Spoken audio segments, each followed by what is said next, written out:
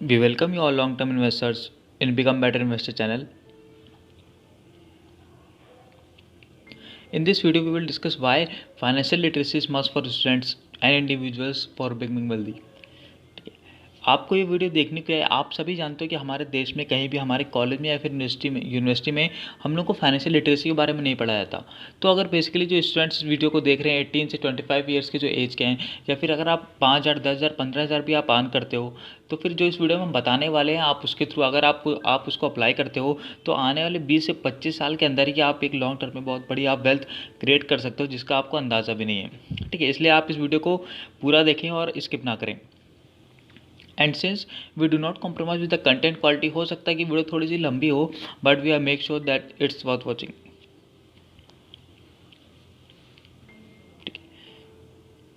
आइए देखते हैं कि हम फाइनेंशियल फ्रीडम कैसे पा सकते हैं। आप सभी जानते हो कि हमारे देश में इन्फ्लेशन रेट है वो अप्रोक्सीमेट 5 to 6% रहता है। ठीक है, हमने जो एवरेज 5% लिया है, और आप ये भी जानते हो कि हमारे देश में जो SBI वो इंटरेस्ट रेट अप्रोक्सीमेट 2 to 3% ही देता है, और इंटरेस्ट रेट जो बैंक देते हैं वो साल दर साल घटता ही जाएगा, क्योंकि ये एक बैंक के ऊपर एक लाइबिलिटी है। ठीक है, तो हर साल आपका 2% का लॉस होता जा रहा है कंपाउंडेड।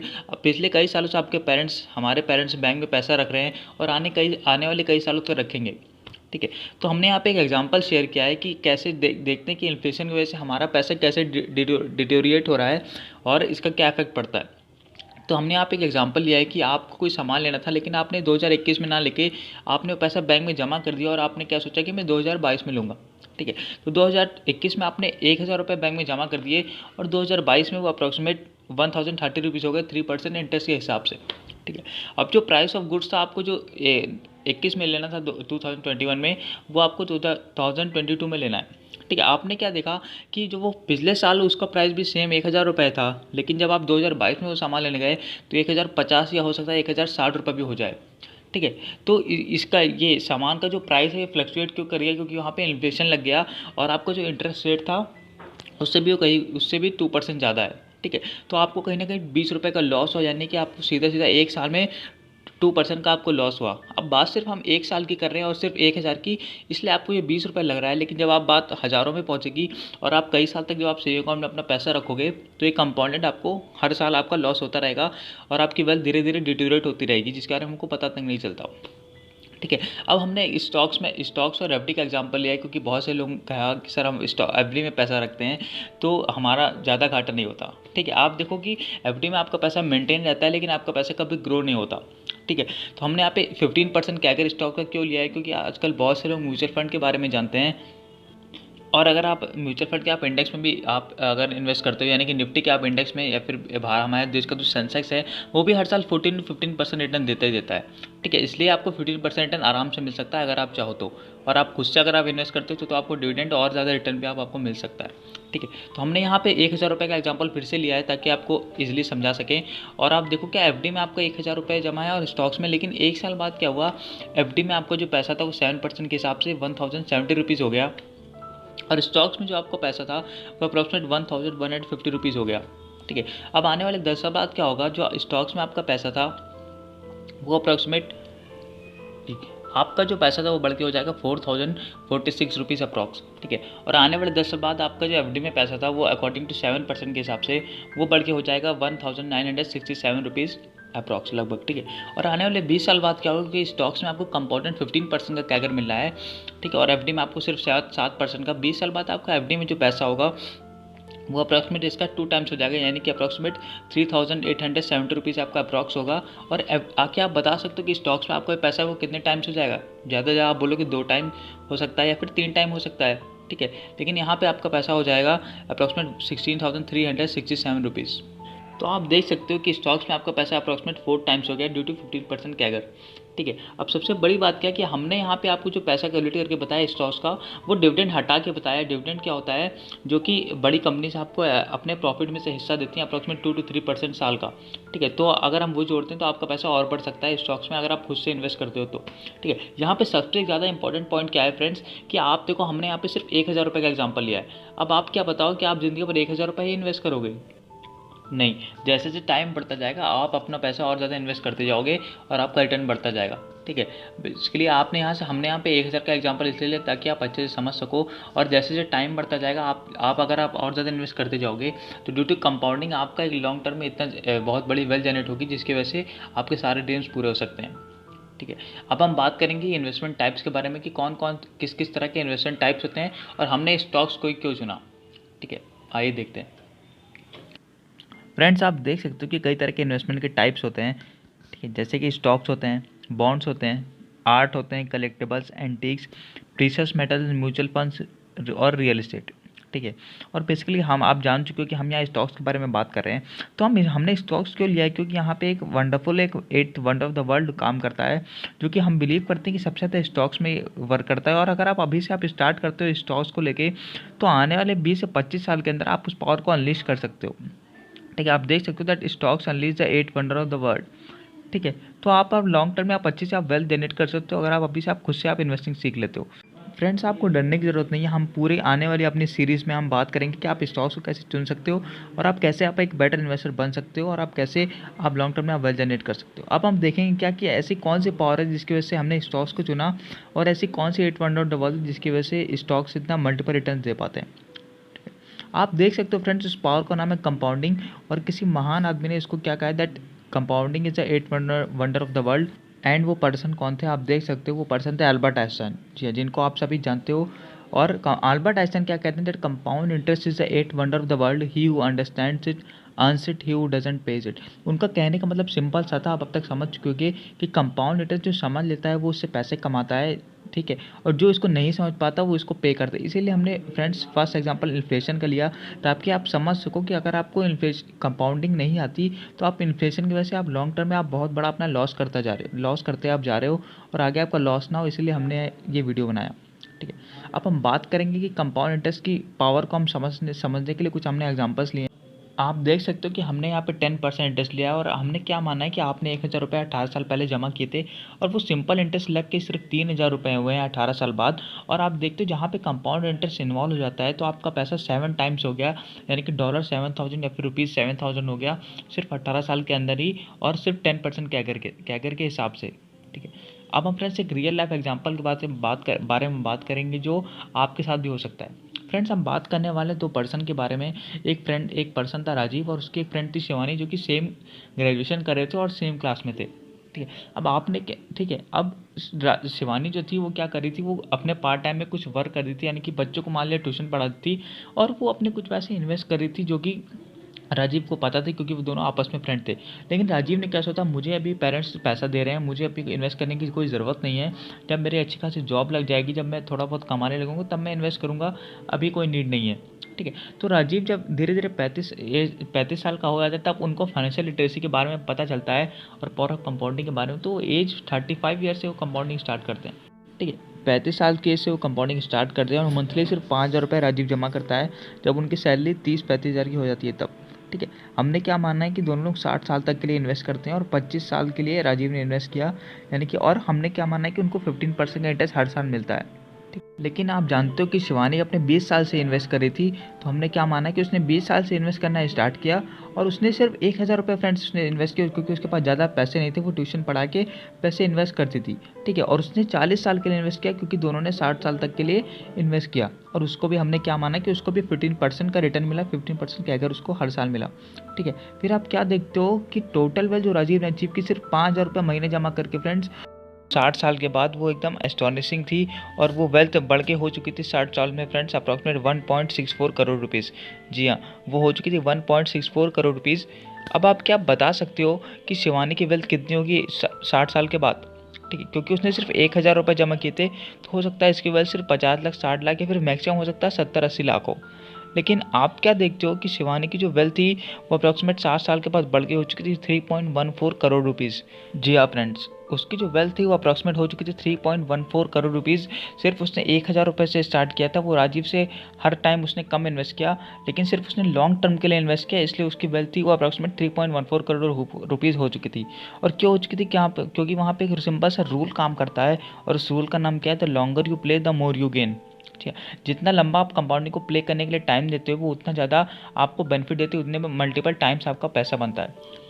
फ्रेंड्स यहाँ पे एक बहुत इंपॉर्टेंट नोट करने वाली बात है जो हमने आपको जानबूझ के नहीं बताई, वो क्या है कि क्या शिवानी हरदम सिर्फ एक साल 1,000 रुपये ही जमा करेगी जब तक वो 60 साल की हो जाएगी? आंसर आप समझ सकते हो, आंसर क्या है? नहीं। जैसे जैसे उसकी इनकम बढ़ती जाएगी शिवानी की, जैसे अगर वो जॉब लग जाएगी तो हो सकता है महीने का 2,000, महीने का 5,000, महीने का 7,000 भी वो इन्वेस्ट करने लगे आने वाले टाइम्स में। यानी कि सिर्फ 1,000 रुपये से जब उसने स्टार्ट किया था तो उसकी वेल्थ 3.14 करोड़ रुपीज़ थी 60 साल के बाद। लेकिन अगर वो और साल के लिए करती है तो आपको अंदाज़ा नहीं कि उसकी वेल्थ कितने टाइम्स हो सकती है। फ्रेंड्स, अब हम बात करने वाले एक बहुत ही ज़्यादा इंपॉर्टेंट और रियल लाइफ एग्जांपल के बारे में।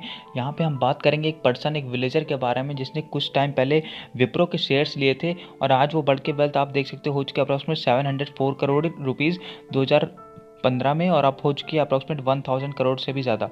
हम यहाँ पे फ्रेंड्स बात करने वाले हैं अनवर की, जिसने 100 शेयर लिए थे विप्रो के रुपीज़ 10,000 रुपये में 1980 में। जी हाँ, हम बात करें अनवर की, एक विलेजर आदमी था जिसकी हम बात आने वाले अपने वीडियोस में भी करेंगे। उन्होंने सिर्फ 100 शेयर लिए थे विप्रो के 10,000 रुपीज़ के 1980 में। फिर आइए देखते हैं हुआ क्या। आप देख सकते हो कि 1980 में उसने 100 शेयर लिए थे विप्रो के। उसके बाद 1981 में आप देख सकते हो विप्रो ने बोनस दिया।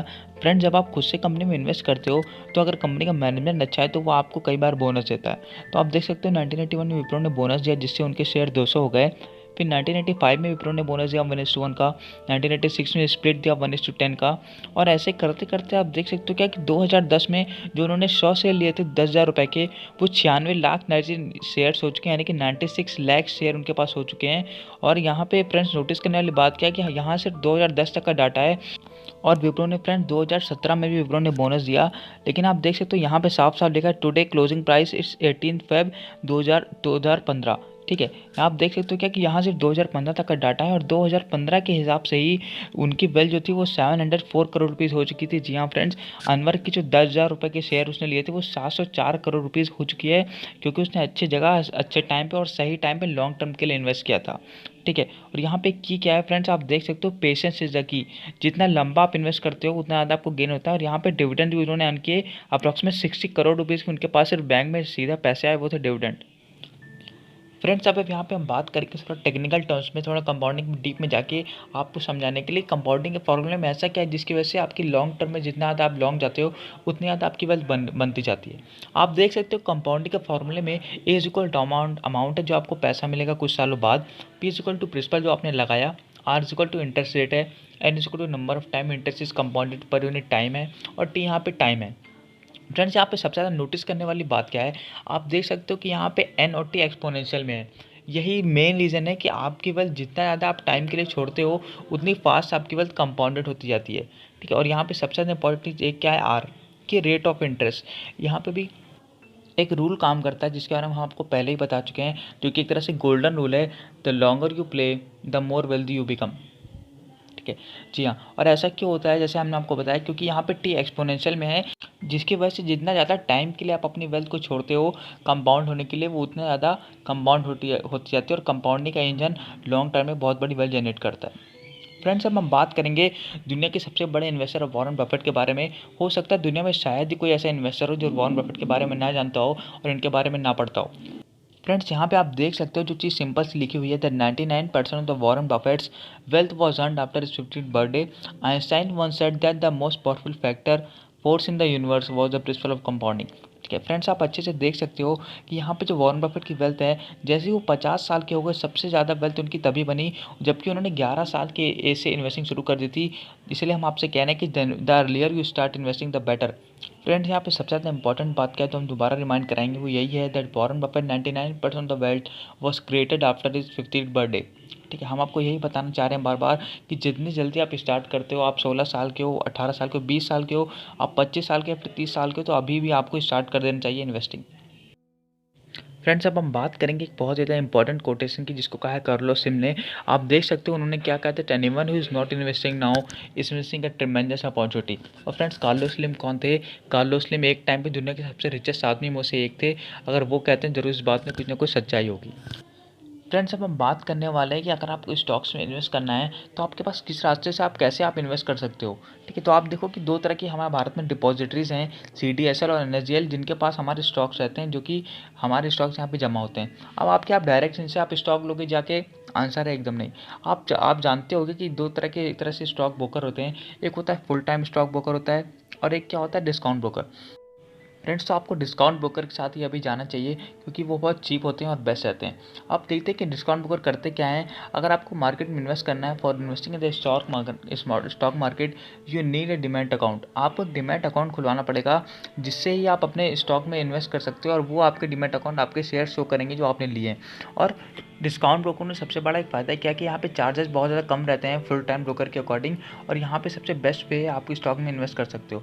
और हम आपसे ये डिस्कस करेंगे कि आप सबसे बेस्ट स्टॉक ब्रोकर्स के साथ ही जाएँ, जो कि है एक तरह से जीरोधा।